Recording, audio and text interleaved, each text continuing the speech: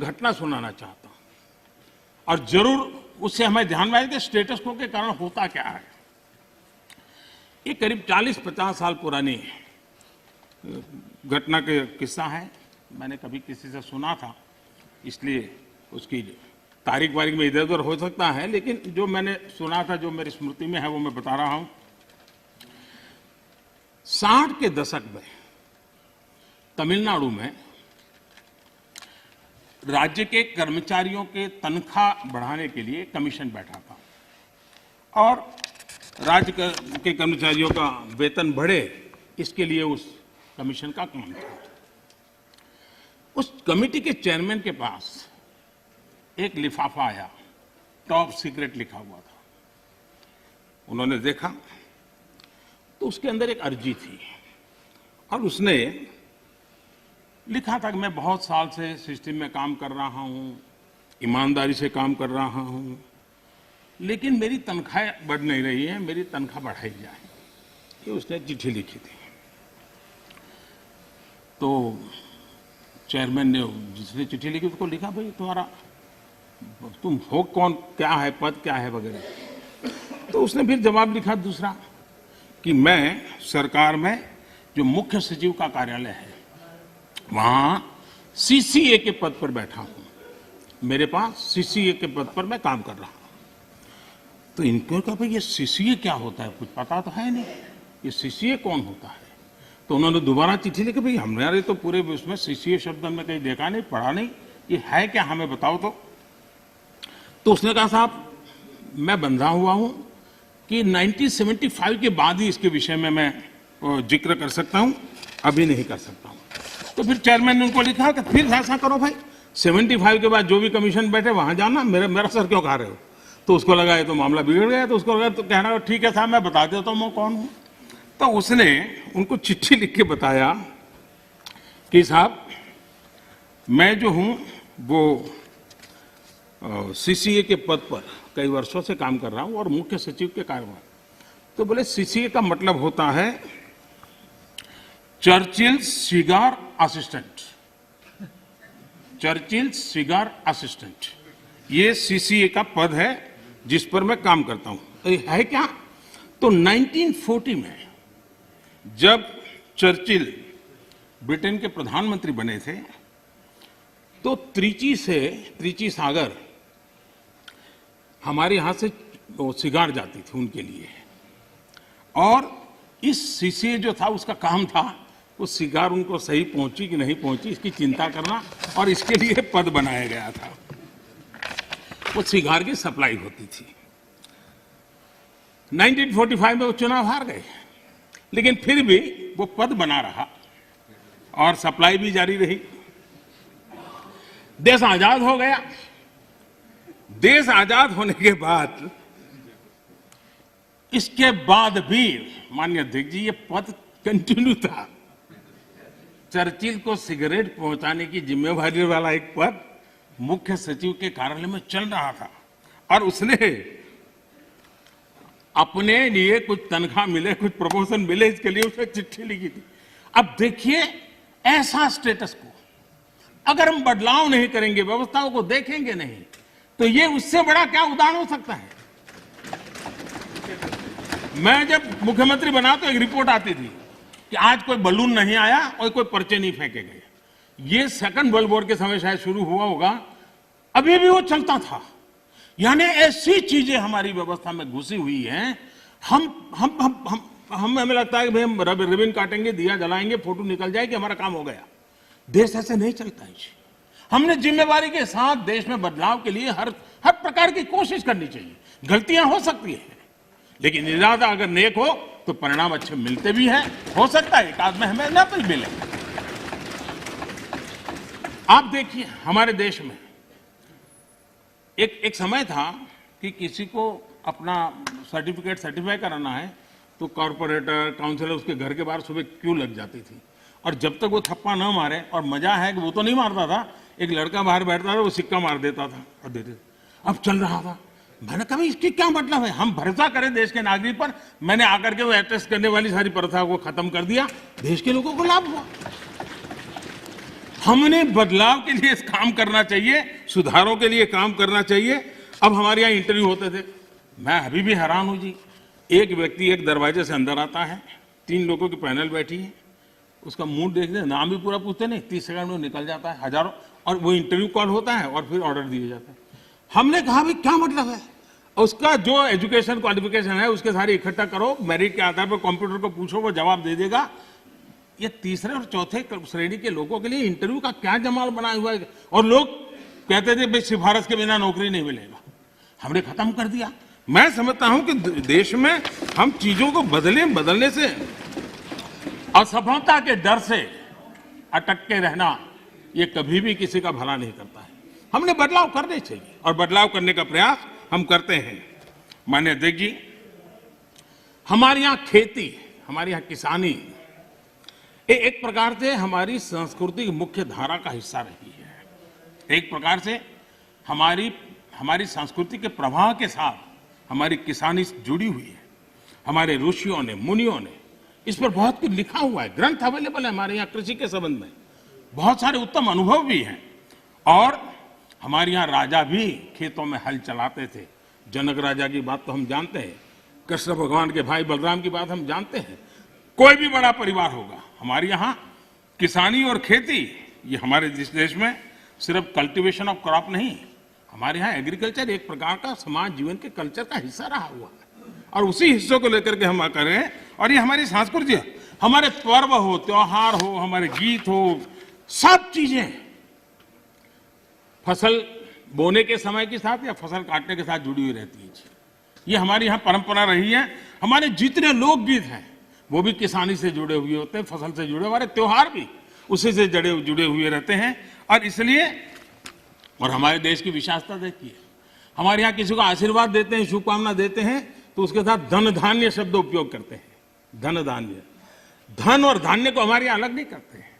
सिर्फ धान्य भी नहीं बोलता है कोई, सिर्फ धन भी नहीं बोलता, धन धान्य बोला जाता है। हमारे यहाँ धान्य का ये मूल्य नहीं बोलता है कोई, सिर्फ धन भी नहीं बोलता, धन धान्य बोला जाता है। हमारे यहाँ धान्य का ये मूल्य, ये महत्व समाज जीवन का हिस्सा है। और जो स्थितियां बदली हैं तो हमने भी उसको फिर से एक पटरी पर लाने के लिए प्रयास करने की आवश्यकता है। राज्यसभा के अंदर मैंने विस्तार से छोटे किसानों के संबंध में बात कही है। और देश का 80-85% के वर्ग, इसको हम उपेक्षित रख करके देश का भला नहीं कर सकते हैं। हमने उसके लिए कुछ सोचना ही होगा और बड़ी नक्करता के साथ हमने सोचना होगा। और मैंने गिन करके बताया है कि छोटे किसानों की कैसी उपेक्षा हुई है, किसानों के नाम पे हुई है। उसमें एक बदलाव बहुत जरूरी है। और आपको भी, ये छोटा किसान जाग जाएगा तो जवाब आपको भी देना पड़ेगा, ये मैं पूरी तरह समझता हूं। हमारे यहाँ जैसे जैसे आबादी बढ़ रही है, जमीन का टुकड़ा छोटा होता जा रहा है, परिवार के अंदर जमीन जो है बढ़ जाती है। चौधरी चरण सिंह जी ने तो एक जगह पे ये कहा हुआ है कि हमारे यहाँ किसान इतना जमीन की मालिकी उसकी कम हो रही है कि वो स्थिति ऐसी आएगी कि वो अपने खेत में ही ट्रैक्टर को टर्न करना होगा तो नहीं कर पाएगा, इतना भी जमीन का टुकड़ा होगा। चौधरी चरण सिंह जी के शब्द है। तो ऐसी जब चिंता हमारे इन महापुरुषों ने हमारे सामने की है तो हमें भी तो कुछ न कुछ व्यवस्थाएं करनी होगी। हमें ये आजादी के बाद हमारे देश में 28% खेतर मजदूर थे, 28% लैंडलेस लेबरर थे। 10 साल पहले जो सेंसस हुआ उसमें ये जनसंख्या, खेतीदार संख्या 28 से 55% हो गई। अब ये किसी भी देश के लिए चिंता का विषय होना चाहिए कि 28 से हमारा खेतर मजदूर 55% पर पहुंच गया है। और जमीन कम होने के कारण, खेती से जो रिटर्न मिलना चाहिए वो नहीं मिलने के कारण उसके जीवन में ये मुसीबत आई है। और वो मजदूरी करने पर किसी और के खेत में जाकर के मजदूरी होने कर मजबूर हो गया है। और दुर्भाग्य है कि हमारे देश में खेती में निवेश जो होना चाहिए वो नहीं हो रहा है। सरकार उतना कर नहीं पा रही है, राज्य सरकारें भी नहीं कर पा रही है और किसान खुद भी नहीं कर पा रहा है। जो कुछ भी उसको निकलता है बच्चों को पालने में और पेट भरने में उसका चला जाता है। और इसलिए निवेश की बहुत बड़ी आवश्यकता है। जब तक हम निवेश नहीं लाएंगे, जब तक हम हमारी खेती को आधुनिक नहीं करेंगे, हम जब तक छोटे से छोटे किसान की भलाई के लिए व्यवस्थाएं विकसित नहीं करेंगे, हम देश के एग्रीकल्चर सेक्टर को ताकतवर नहीं बना सकते हैं। और इसलिए हमारा किसान आत्मनिर्भर बने, उसको अपनी उपज बेचने की आजादी मिले, उस दिशा में हमने काम करने की आवश्यकता है। और हमारा किसान सिर्फ गेहूं और चावल वहां सीमित रहे, उससे भी बात बनने वाली नहीं है। दुनिया में मार्केट क्या है, आज उसके रिसर्च हो रहे हैं। उस प्रकार की चीजों का उत्पादन करें और वो चीजें दुनिया के बाजार में बेचें। भारत की आवश्यकता है हम बाहर से चीजें न लाए। मुझे याद है, मैं बहुत पहले जब यहाँ संगठन का काम करता था नॉर्थ पार्ट में, मुझे फारूक साहब के साथ भी काम करने का काफी मौका मिला है। तो मुझे हरियाणा का एक किसान अपने खेत में ले गया, उसने बड़ा आग्रह कहा, तो मैं चला गया। छोटी सी जगह थी उसकी, 1-1.5-2 बीघा शायद जमीन होगी, लेकिन बड़ा प्रगति। तो उसने वो बड़े पीछे पड़ा, आइए आइए। मैंने कहा है क्या बात? वे बोले एक बार आइए तो देखिए। तो मैं गया उसके यहाँ, करीब 30-40 साल पहले की बात है, 30 साल हो गए। उन्होंने क्या किया, दिल्ली के 5 स्टार होटल्स में जो चीजें सब्जियां वगैरह विदेशों से लाते थे, उसने उसका स्टडी किया। अगर उनको छोटे कॉर्न चाहिए, उनको छोटे टमाटर चाहिए, और उसने अपनी उस छोटी सी जगह में और रिस्ट्रिक्टेड वातावरण के अंदर लोगों की मदद लेके वो फसल पाया। और मजा है कि दिल्ली 5 स्टार के होटलों में उसका माल जाना शुरू हो गया। हमारे देश में थोड़ा सा बदलाव करें हम। अब हमने कभी सोचा है स्ट्रॉबेरी हम बाय एंड लार्ज मानते हैं कि वो ये ठंडे प्रदेशों का है। मैं देख रहा हूं जी कच्छ के रेगिस्तान में स्ट्रॉबेरी हो रही है। मैं देख रहा हूं जी मध्य प्रदेश के अंदर, उत्तर प्रदेश के अंदर, वहां स्ट्रॉबेरी हो रही है। बुंदेलखंड में जहां पानी की दिक्कत है। इसका मतलब ये हुआ कि हमारे यहाँ संभावनाएं हैं। हमारे किसान को गाइड करके हम नई नई चीजों पे ले जाएंगे। मैं जरूर मानता हूं कि हमारा देश का किसान आगे आएगा, लेकिन उसको ये ठीक है, उसका अनुभव ऐसा है कि उसको हिम्मत देनी पड़ती है, उसका हाथ पकड़ना पड़ता है, उसको हाथ लेकर के चलना पड़ता है। अगर वो चल पड़ता है तो कमाल करके दिखाता है। उसी प्रकार से कृषि के अंदर जितने नए रास्ते निवेश बढ़ेगा, मैं मानता हूं रोजगार के अवसर भी बढ़ने वाले हैं और दुनिया में एक हमें नया मार्केट मिल सकता है। हमारे यहाँ ग्रामीण अर्थव्यवस्था में सुधारने के लिए एग्रो बीज इंडस्ट्री की संभावनाएं भी बढ़ेगी और इसलिए हमें इस पूरे क्षेत्र को आत्मनिर्भर बनाने की दिशा में हमने जरूर काम करना चाहिए। कई विपरीत परिस्थितियों में भी हमारे किसान ने रिकॉर्ड उत्पादन किया है। कोरोना काल में भी रिकॉर्ड उत्पादन किया है।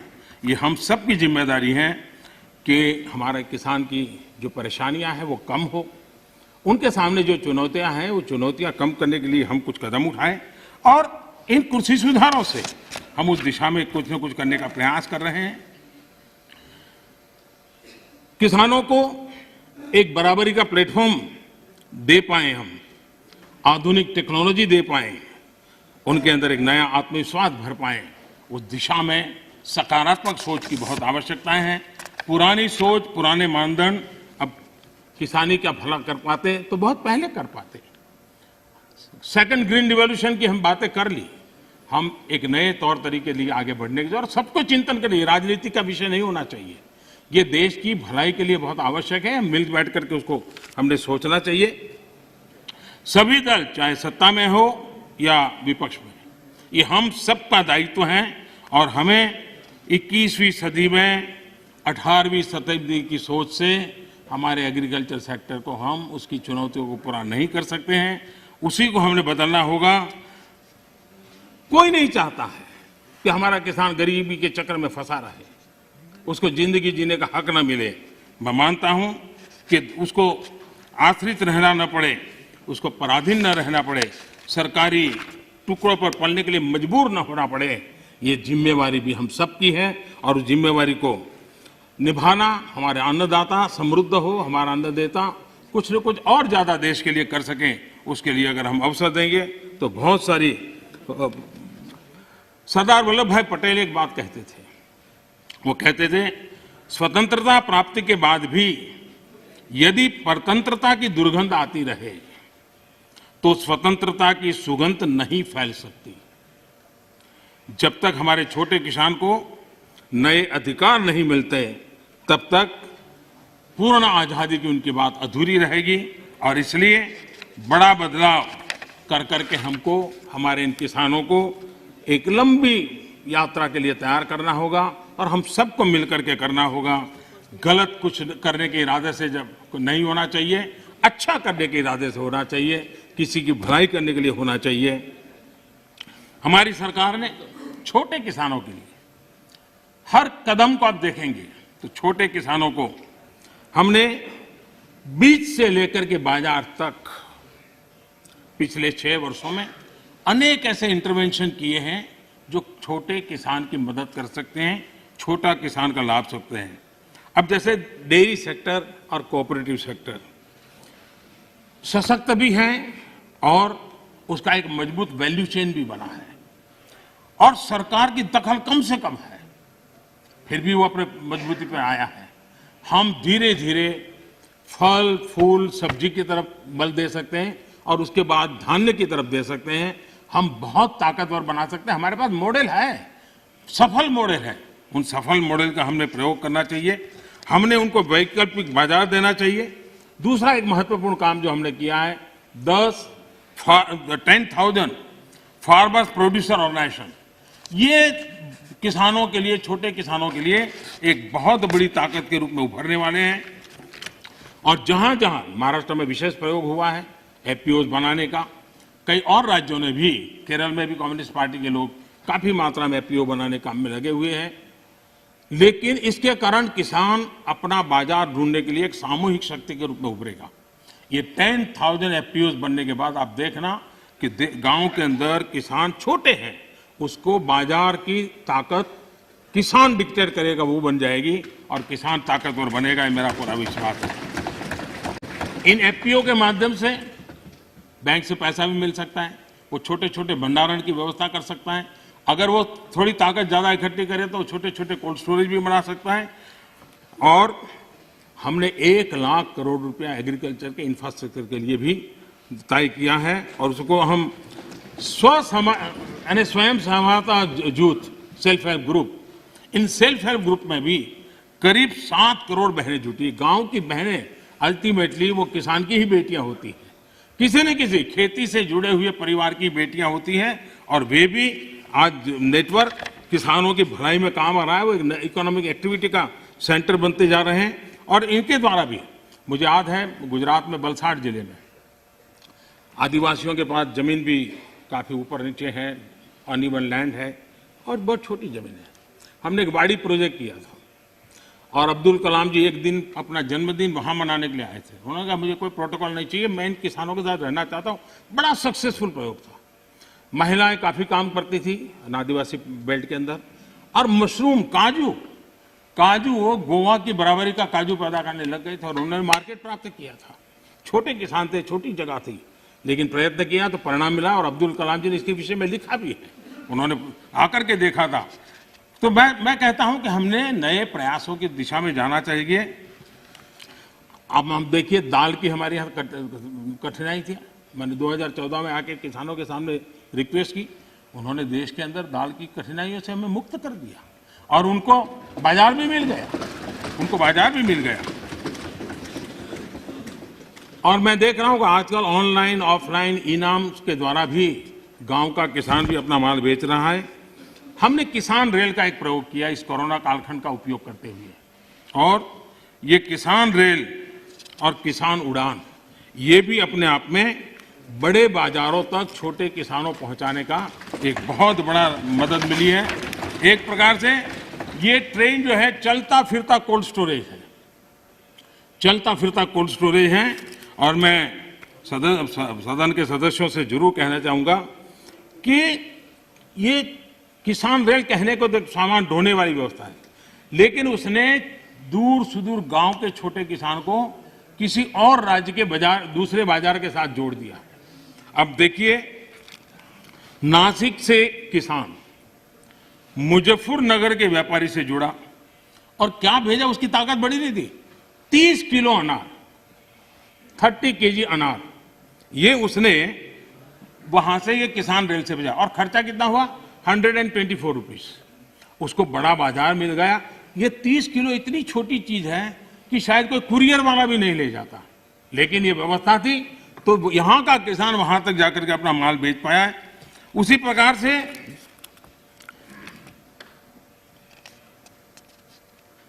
जो भी उसको सुविधा मिलती है, वो चाहे अंडे, मैंने देखा है कि एक अंडे किसी ने भेजे और अंडे भी उसको करीब 60 रुपया खर्चा हुआ भेजने का, और उसके अंडे पहुंच गए, समय पर पहुंच गए, उसका माल बिक गया।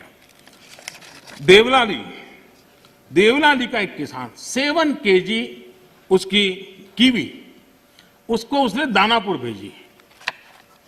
भेजने का खर्चा 60 रुपीज हुआ, लेकिन उसको 7 किलो की कीवी का अच्छा बाजार मिला और दूसरे राज्य में जाकर के मिला।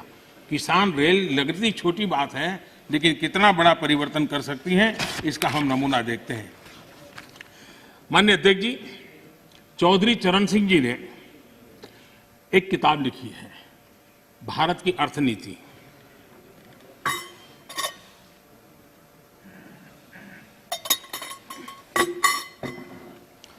भारत की अर्थनीति की किताब में चौधरी साहब ने लिखा सुझाव दिया है, सारे देश को खाद्यान्न के लिए एक ही क्षेत्र मान लिया जाए।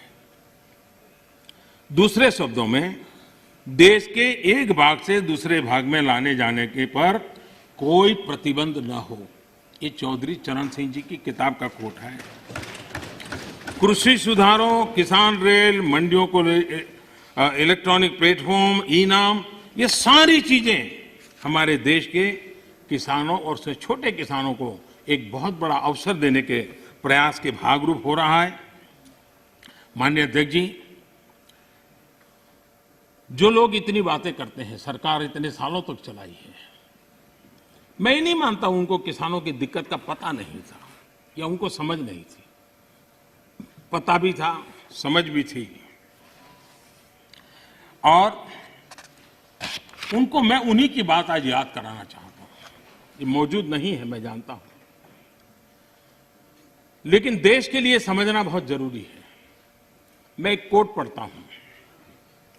The state took initiative to amend their state APMC act in the year 2005 itself, providing for direct marketing, contract farming, setting up of a private market, consumer farmer markets, e-trading, and notified the rules in 2007 to implement the amended provision.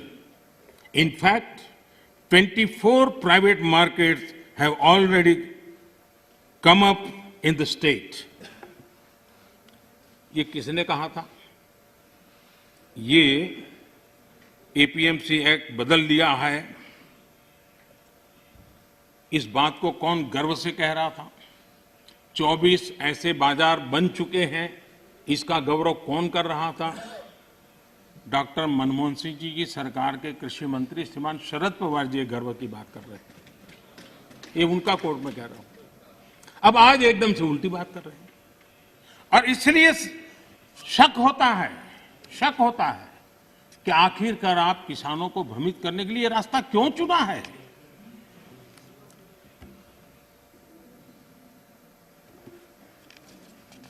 देश की मंडियां चल रहे हैं, syndicate और कीमतों को प्रभावित करने वाले नेक्सस में के बारे में जब उनको पूछा गया, उनको एक सवाल पूछा था कि ये नेक्सस है मंडियों वालों वगैरह का, तो क्या कहना है?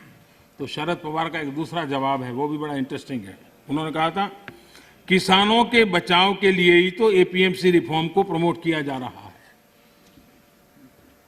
ताकि किसानों को एपीएमसी मंडियों का विकल्प मिले।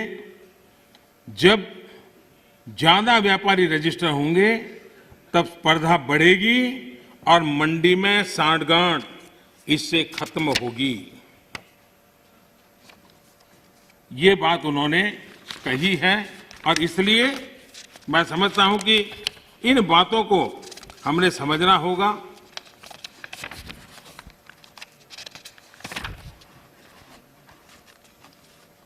जहां इनकी सरकारें हैं अलग अलग, जो सामने बैठे हुए मित्रों की, उन्होंने भी कम अधिक मात्रा में इस कृषि क्षेत्र में रिफॉर्म करने का प्रयास किया भी है, और हम तो वो हैं जिन्होंने 1500 कानून खत्म किए थे। हम प्रोग्रेसिव पॉलिटिक्स में विश्वास करते हैं, हम रिग्रेसिव पॉलिटिक्स में जाना नहीं चाहते हैं और इसलिए, और भोजपुरी में तो एक कहावत है, कुछ लोग ऐसे हैं, भोजपुरी में कहावत है, ना खेलब ना खेल देव, खेलबे बिगाड़ब। न खेलूंगा न खेलने दूंगा, मैं खेल को बिगाड़ के रखूंगा।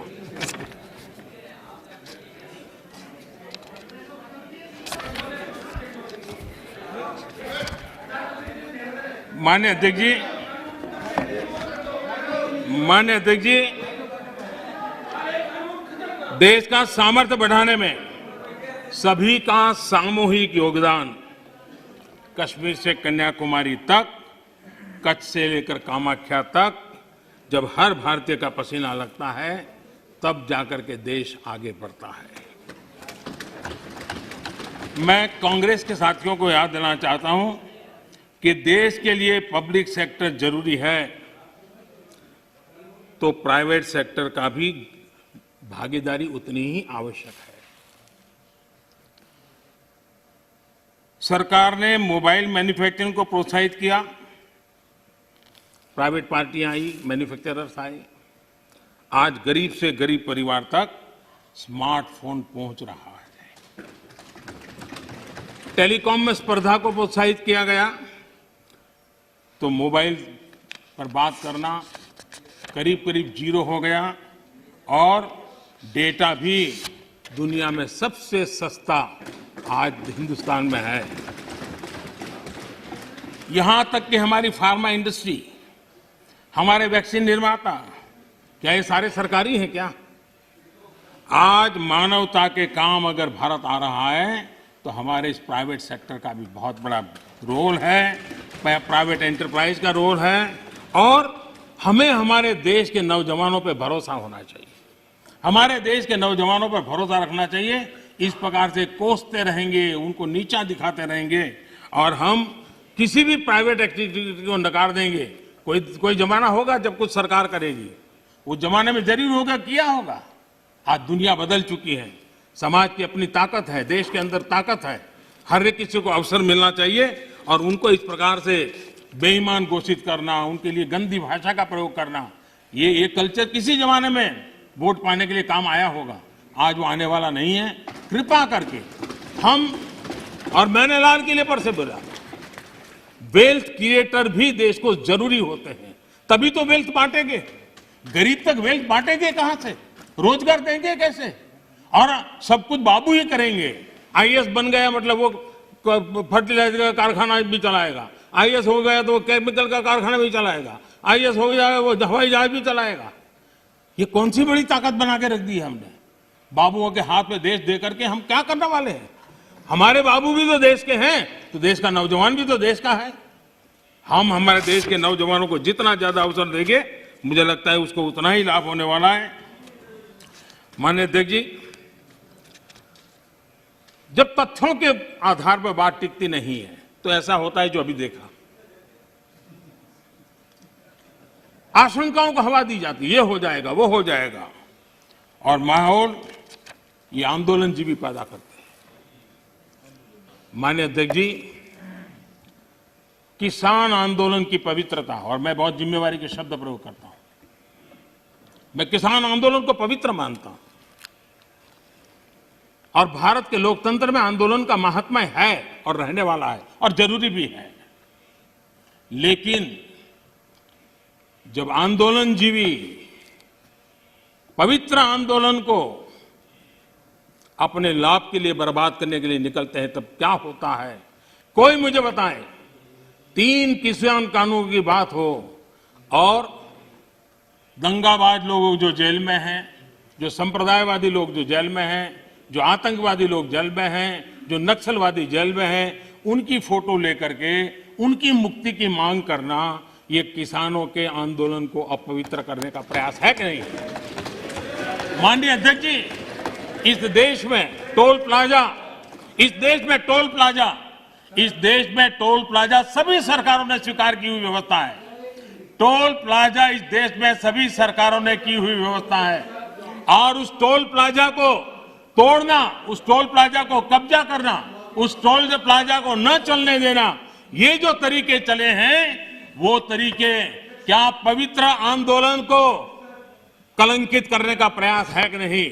जब पंजाब की धरती पर सैकड़ों की तादाद के अंदर, पंजाब की धरती पर सैकड़ों की तादाद के अंदर जब टेलीकॉम के टावर तोड़ दिए जाएं, क्या वो किसान की मांग से सुसंगत है? क्या किसान के पवित्र आंदोलन को बर्बाद करने का काम आंदोलनकारी ने नहीं, आंदोलन जीवियों ने किया हुआ है। और इसलिए देश को आंदोलनकारी और आंदोलन जीवियों के बीच फर्क करना बहुत जरूरी है, और देश को इन आंदोलन जीवियों से बचाना वो भी उतना ही जरूरी है।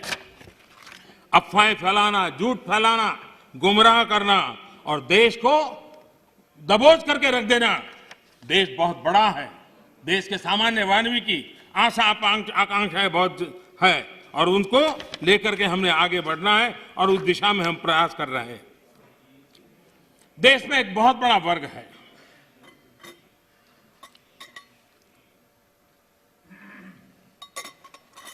ये वर्ग, उनकी एक पहचान है टॉकिंग द राइट थिंग्स, यानी हमेशा सही बात बोलना। सही बात कहने में कोई बुराई भी नहीं है, लेकिन इस वर्ग के ऐसे लोगों से नफरत चीड़ है जो डूइंग द राइट थिंग्स पर चलते हैं। यह फर्क समझने जैसा है। टॉकिंग द राइट थिंग, इसकी वकालत करने वाले जब डूइंग द राइट थिंग की बात आती है तो उसी के सामने खड़े हो जाते हैं। ये चीजों को सिर्फ बोलने में विश्वास करते हैं, अच्छा करने में उनका भरोसा ही नहीं है।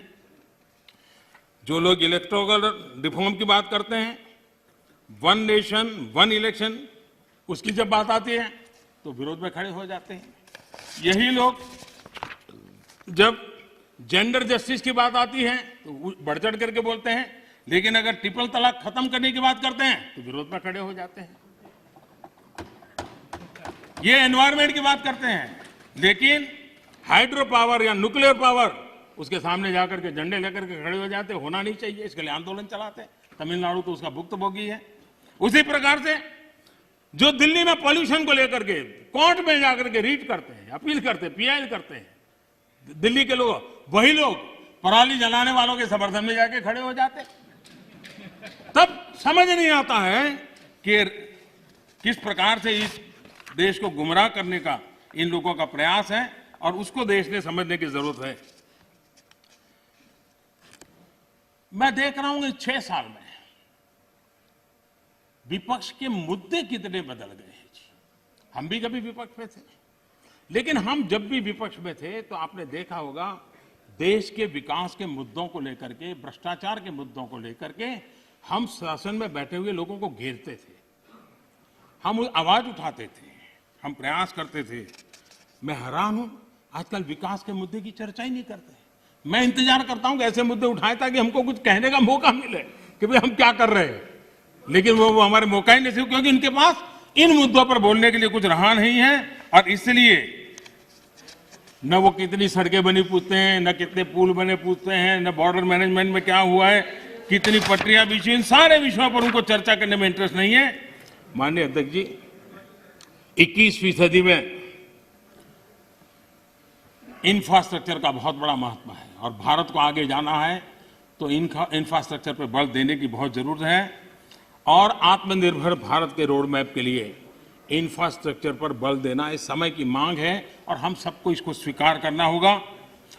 इंफ्रास्ट्रक्चर मजबूत होगा तभी देश की गति भी तेज होने वाली है, उसकी दिशाएं भी व्यापक होने वाली हैं, और इसलिए हमने प्रयास करना चाहिए। और इंफ्रास्ट्रक्चर का मतलब है गरीब के लिए, मध्यम वर्ग के लिए अनेक नई संभावनाओं को इंफ्रास्ट्रक्चर जन्म देता है, नए अवसरों को जन्म देता है, रोजगार के लिए नए अवसर लेकर के आता है, इकोनॉमी को मल्टीप्लायर इफेक्ट करने की उसकी ताकत रहती है, और इसलिए हमने इस बात को बल देने की जरूरत है।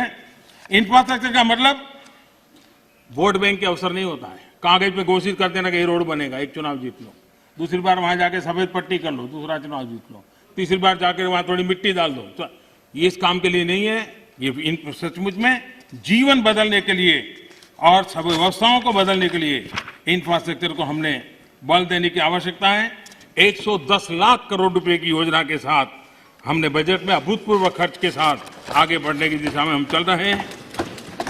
देश के 27 शहरों में मेट्रो ट्रेन, 6 लाख से ज्यादा गांवों में तेज इंटरनेट, बिजली के क्षेत्र में हम वन नेशन वन ग्रिड इस कंसेप्ट को साकार करने में सफल हुए हैं। सोलर पावर सहित रिन्यूएबल एनर्जी के मामले में आज दुनिया के 5 टॉप देशों के अंदर भारत ने अपनी जगह बना ली है। दुनिया के सबसे बड़े सोलर और विंड की हाइब्रिड पार्क आज भारत में दुनिया का सबसे बड़ा बन रहा है। विकास में हम एक नई तेजी देख रहे हैं, नए पैमानों पर जा रहे हैं। हमने देखा है कि जहां जहां असमानता है, चाहे खास करके पूर्वी भारत, अगर देश के पूर्वी भारत का विकास हम उस स्थिति पे लाना होगा ताकि पश्चिम भारत की जो आर्थिक व्यवस्था है उसकी बराबरी तुरंत करे, तो मिलकर के देश के अंदर प्रगति की संभावना बढ़ेगी। और इसलिए हमने पूर्वी भारत के विकास पर एक विशेष बल दिया है। चाहे गैस पाइपलाइन बिछाने की बात हो, चाहे रोड बनाने की बात हो, चाहे एयरपोर्ट बनाने की बात हो, चाहे रेल बिछाने की बात हो, चाहे इंटरनेट कनेक्टिविटी, और इतना ही नहीं, वाटरवे के द्वारा नॉर्थ ईस्ट के राज्यों को जोड़ने का एक बहुत बड़ा भगीरथ प्रयास चल रहा है। और मुझे लगता है कि हमारा ये फोकस है कि देश को एक संतुलित विकास की तरफ ले जाना चाहिए। देश के हर क्षेत्र को, एक भी क्षेत्र पीछे न रह जाए, उस प्रकार से विकास की अवधारणा को लेकर के आगे चलने का हमने काम किया है। और इसलिए ईस्टर्न इंडिया पर हम मिशन मोड में काम कर रहे हैं। दर्जनों जिलों में CNG, PNG, city gas distribution, ये जाल हम बिछाने में सफल हुए। गैस पाइपलाइन पहुंचने के कारण फर्टिलाइजर के उत्पादन में भी तेजी आई है और फर्टिलाइजर के जो कारखाने बंद पड़े थे उनको दोबारा खोलने की संभावना पैदा हुई है, क्योंकि हमने गैस इंफ्रास्ट्रक्चर के ऊपर बल दिया, हमने उस पाइपलाइन की ओर बल दिया। माननीय अध्यक्ष जी, कई वर्षों से हम सुनते आए हैं डेडिकेटेड फ्रेट कॉरिडोर, लेकिन एक डेडिकेटेड फ्रेट कॉरिडोर का क्या हाल था जब उनको सेवा करने का मौका मिला था। सिर्फ 1 किलोमीटर काम हुआ था। आज करीब 600 किलोमीटर, 6 साल के अंदर 600 किलोमीटर काम, और एक्चुअली डेडिकेटेड फ्रेट कॉरिडोर पर काम, यानी ट्रेन चलना शुरू हो गया, माल ढोने का काम शुरू हो गया और वो सेक्शन काम कर रहा है।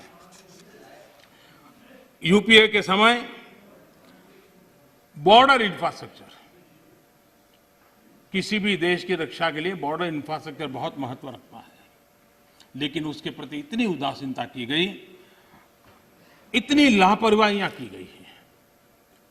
देश के अंदर उन विषयों की हम पब्लिकली चर्चा कर नहीं सकते क्योंकि देश के सिक्योरिटी की दृष्टि से अच्छा नहीं है, लेकिन ये चिंता का विषय है कि हमने, क्योंकि वहां लोग नहीं है, वोट नहीं है, जरूरत नहीं लगी, फौजी आदमी जब जाएगा देखा जाएगा क्या होने वाला है, इसी सोच का परिणाम था। और इतना ही नहीं, एक बार तो एक रक्षा मंत्री ने पार्लियामेंट में कह दिया था कि हम इसलिए इंफ्रास्ट्रक्चर नहीं करते हैं बॉर्डर पे ताकि कहीं दुश्मन देश उस इंफ्रास्ट्रक्चर का उपयोग न कर ले। कमाल के हो गए। इस सोच, इसको बदल करके हमने आज करीब करीब जो अपेक्षाएं और आयोजन था उसका एक बहुत एक हिस्सा बॉर्डर के ऊपर इंफ्रास्ट्रक्चर की दिशा में हमने पूर्ण किया है। एलएसी पर ब्रिजेज, आज मेरा अंदाज है करीब 75 के करीब ब्रिज ऑलरेडी वहां काम चल रहा है तेजी से, और इसलिए कई सैकड़ों किलोमीटर हमने रोड बनाए हैं। और मैं चाहता हूं कि जो काम हमारे सामने था करीब 75% तो हमने उसको पूरा भी कर लिया है और हम आगे भी इस काम को जारी रखेंगे। इंफ्रास्ट्रक्चर के अलग अलग क्षेत्र होते हैं, उसी प्रकार से आप देखिए अटल टनल हिमाचल प्रदेश में, उसका हाल क्या था। अटल जी के समय जिसकी कल्पना की गई, अटल जी के जाने बाद किसी न किसी फाइलों में वो लटका रहा, एक बार छोटा सा काम हुआ फिर अटक गया, ऐसे ही करते करते चला गया। पिछले 6 साल के अंदर इसके पीछे हम लगे और आज अटल टनल काम कर रही है। देश की फौज भी आराम से वहां से मूव कर रही है, देश के नागरिक भी मूव कर रहे हैं। जो रास्ते 6-6 महीने तक जो इलाके बंद होते थे वो आज काम करने लगे हैं और अटल टनल काम कर रही है। उसी प्रकार से मैं ये बात साफ करना चाहूंगा कि जब भी देश के सामने कोई चुनौती आती है, ये देश का सामर्थ्य है, हमारे देश के सुरक्षा बलों का सामर्थ्य है। देश को कभी नीचा देखना पड़े ऐसी स्थिति हमारे फौज के जवान कभी कर ही नहीं होने नहीं देंगे, करने नहीं देंगे, मेरा पूरा विश्वास है। आज उनके जिम्मे जो भी जिम्मेवारी, जहां भी जिम्मेवारी मिली है, बखूबी निभा रहे हैं। प्राकृतिक विपरीत परिस्थितियों के बीच में भी बहुत मुस्तैदी के साथ निभा रहे हैं और हमें हमारे देश की सेना पे गर्व है, हमारे वीरों पर गर्व है, उनके सामर्थ्य पर हमें गर्व है और देश हिम्मत के साथ अपने फैसले भी करता है और हम उसको आगे भी ले जा रहे हैं।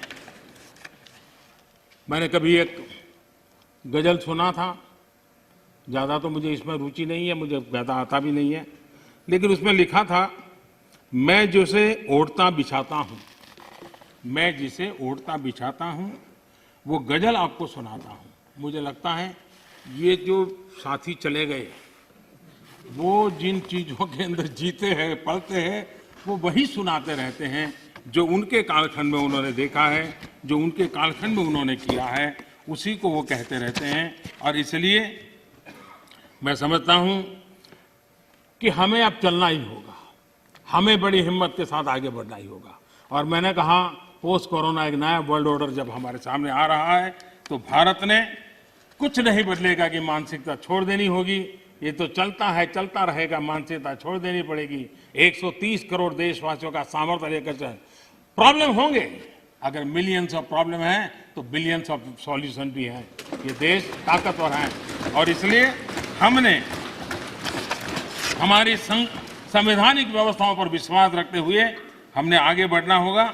और मुझे विश्वास है कि हम इस बातों को लेकर के आगे चलेंगे। ये बात सही है कि मिडल मैन कल्चर खत्म हुआ है, लेकिन देश का मिडिल क्लास जो है उसकी भलाई के लिए बहुत तेजी से काम हो रहे हैं, जिसके कारण देश को आगे बढ़ाने में अब जो मिडिल क्लास का बल्क है वो बहुत बड़ी भूमिका अदा करने वाला है। और उसके लिए आवश्यक जो भी कानूनी व्यवस्थाएं करनी पड़ी, वो कानूनी व्यवस्था भी हमने की है। माननीय अध्यक्ष जी, एक प्रकार से विश्वास के साथ एक प्रगति के वातावरण में देश को आगे ले जाने का निरंतर प्रयास चल रहा है। मैं राष्ट्रपति जी का हृदय से आभारी हूं कि अनेक विषयों पर उन्होंने स्पर्श किया है। जिनका राजनीतिक एजेंडा है वो उनको मुबारक। हम देश के एजेंडा को लेकर के चलते हैं, देश के एजेंडा को लेकर के चलते रहेंगे। मैं फिर एक बार देश के किसानों से आग्रह करूंगा कि आइए टेबल पर बैठ करके मिल करके समस्याओं का समाधान करें। इसी अपेक्षा से राष्ट्रपति जी के भाषण को राष्ट्रपति जी का धन्यवाद करते हुए मैं अपनी वाणी को विराम देता हूं। बहुत बहुत धन्यवाद।